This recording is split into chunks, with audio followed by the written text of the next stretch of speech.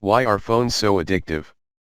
One thing that is important to understand, especially for someone with phone addiction, is that the internet and social media have been designed to be addictive. This is hard to swallow for some at first because there are many positive aspects to social media. Connecting with friends and distant family members, keeping up to date with societal and current life events, finding entertaining content, discovering communities for people who share similar interests, these are all wonderful benefits to using social media.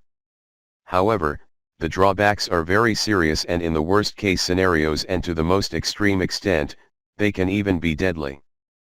Regular, compulsive usage of social media has been proven to be detrimental to a person's mental health. This can sadly be observed in the suicide trend among adolescent girls, which drastically and exponentially increased during the time social media became a regularly utilized platform. Social scientists and other experts agree that this rise in suicidal behavior can be attributed to the need to be validated by people online, as well as many other factors regarding the presentation of self-image and the overexposure of people's personal lives.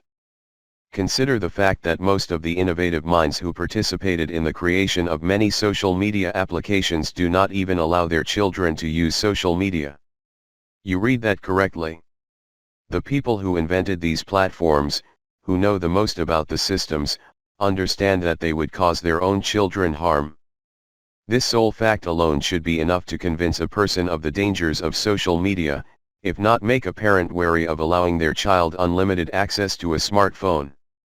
Many of these people who were involved with famous social media apps will speak frankly about the intentions of the platforms. At the end of the day, even if these apps are useful for keeping people connected, an app is still a product that a company wants you to use. These companies are paid through the ads that you see while you are using the apps, which are personalized because they are also selling your data. The social media giants are incentivized to get you to use their apps as frequently as possible, and it is even better for them when you provide as much information about yourself as possible too.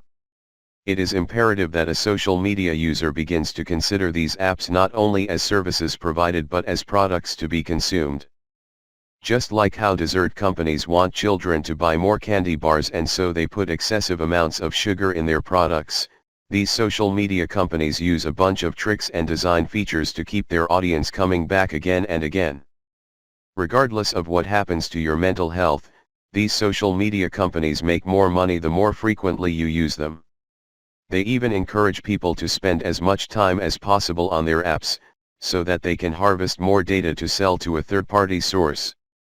Social media engineers have explained that there are many subconscious psychological tricks designed to keep people addicted to their devices. One way designers engage younger generations on their apps is by using bright colors, simplistic shapes, and animations, such as stickers. Content-based media apps have developed something experts refer to as the endless scroll. This means that the user does not have to put essentially any effort into discovering new content. New material is constantly being presented to the social media user, so they are encouraged to remain on the site for as long as possible. Many people using social media will have to admit this has happened to them at least once in their life. They may have been intending to check their social media, just to keep on top of new events, and somehow through endlessly scrolling then the sun is setting and they have magically lost a few hours out of their day. One more popular tactic many social media apps have employed to keep people addicted to their product is the humble like button.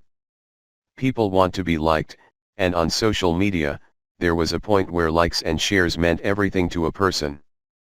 People find themselves obsessively checking the likes on their posts, driven by a desire to be validated by others.